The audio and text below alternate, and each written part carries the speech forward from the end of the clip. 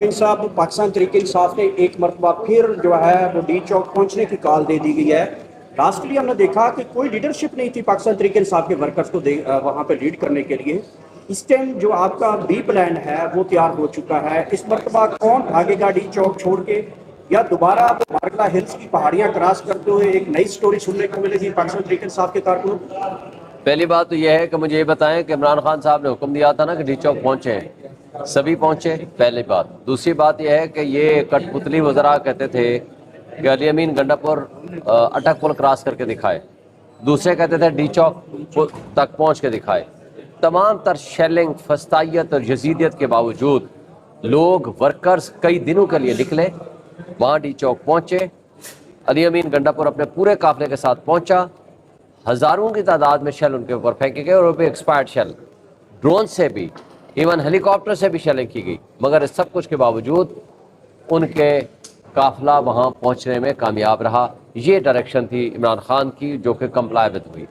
और उसके बाद जो इस फस्तायत के नतीजे में जो कुछ उनको हजीमत उठानी पड़ी मौजूदा फेडरल गवर्नमेंट को, आप उससे अंदाज़ा लगाओ कि इस तरह तैयारियां कर रखी थी कि जैसे खुदा न खास्ता कोई बाहर का मुल्क कोई जंग कर रहा हो, कोई इंडिया ने हमला कर दिया हो। ये कैसे मुमकिन है कि आप 3 दिन 4 दिन के लिए नेट बंद, टेलीफोन बंद, आपकी खंदकें खुद गई, पूरा मोटरवे को उखाड़ के रख दिया आपने, उन्होंने कुंडी इस्लामाबाद नहीं पूरा पाकिस्तान बंद कर दिया।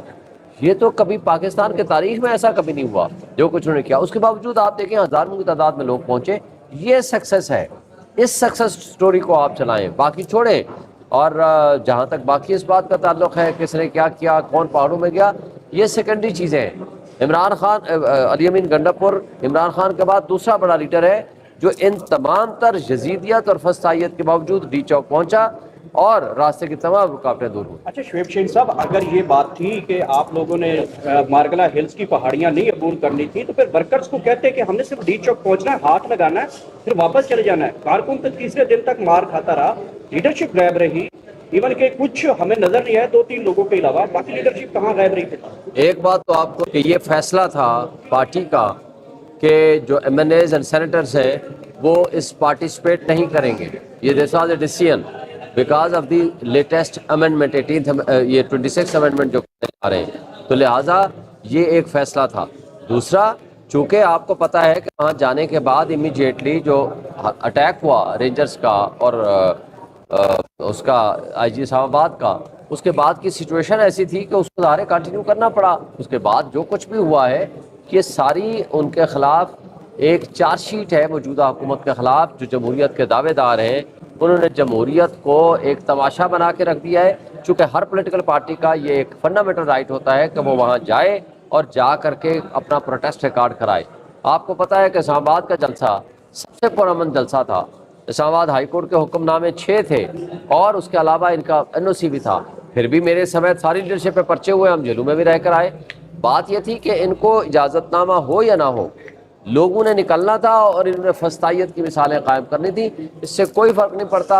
इंशाअल्लाह ताला हमारे लोग बाहर आएंगे। हमारे इमरान खान के जो टाइगर्स हैं, इमरान खान के हम सब सिपाही हैं। हमने मुश्किलात माजी में भी देखी हैं और आइंदा आज भी देख रहे हैं और आइंदा भी देखेंगे।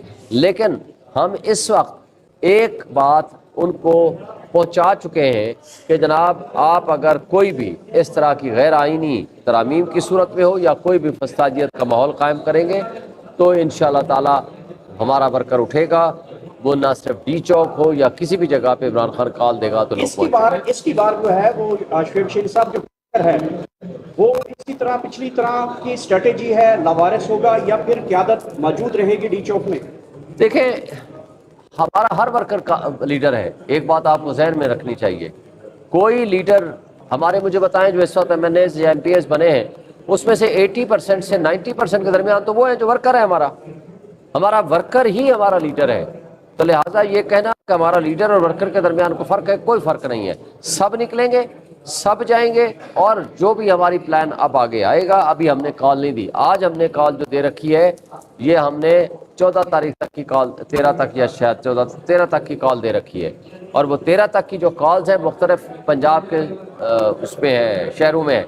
लेकिन इस्लामाबाद की कॉल या पूरे पाकिस्तान की कॉल इंशाअल्लाह हम 15 या 16 को देंगे। उसके बाद 17 या 9 होगी।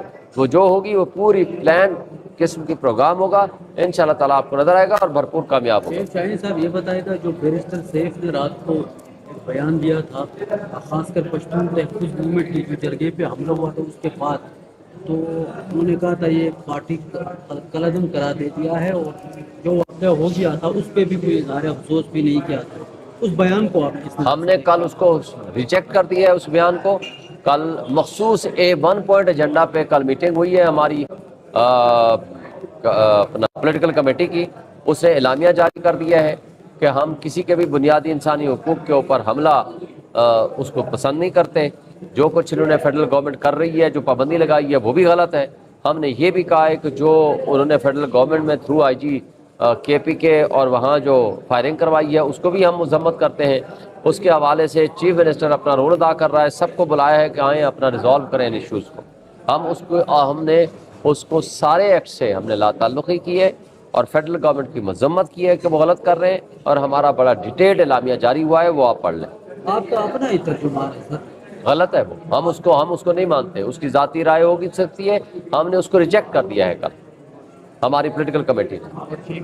تو کیس جو ہے وہ تھوڑا سا کمزور ہونا شروع ہو جاتا ہے، کیا کہیں گے؟ یہ افسوس کی بات ہے کہ اب عمران خان صاحب کی تقریباً سارا کنبہ ہی ان کا تقریباً زیر حراست ہے۔ میں تو یہ کہوں گا بیٹے شاید اس لیے نہیں کیونکہ وہ ملک سے باہر ہیں۔ یہ تو 302 کے مقدموں میں ہوتا تھا کہ کافی وائڈر نیٹ پھینکے جاتے تھے، پوری فیملیز کو امپلیکیٹ کر لیا جاتا تھا۔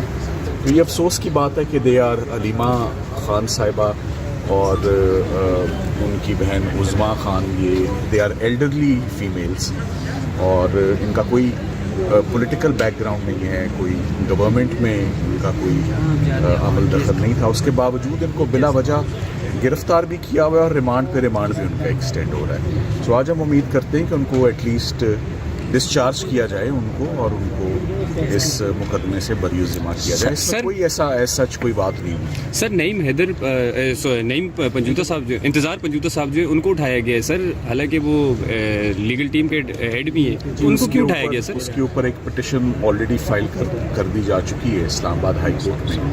چیف جسٹس صاحب نے اس پر سماعت کی ہے، اور IG صاحب سے انہوں نے تھوڑی دیر پہلے ان کو طلب کر رکھا تھا۔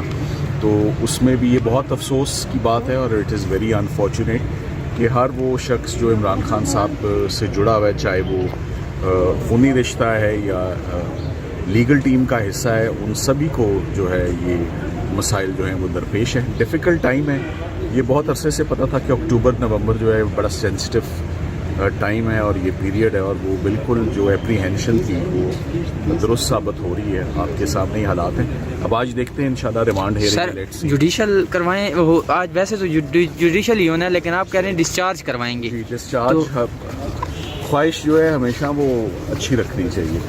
Thank you sir.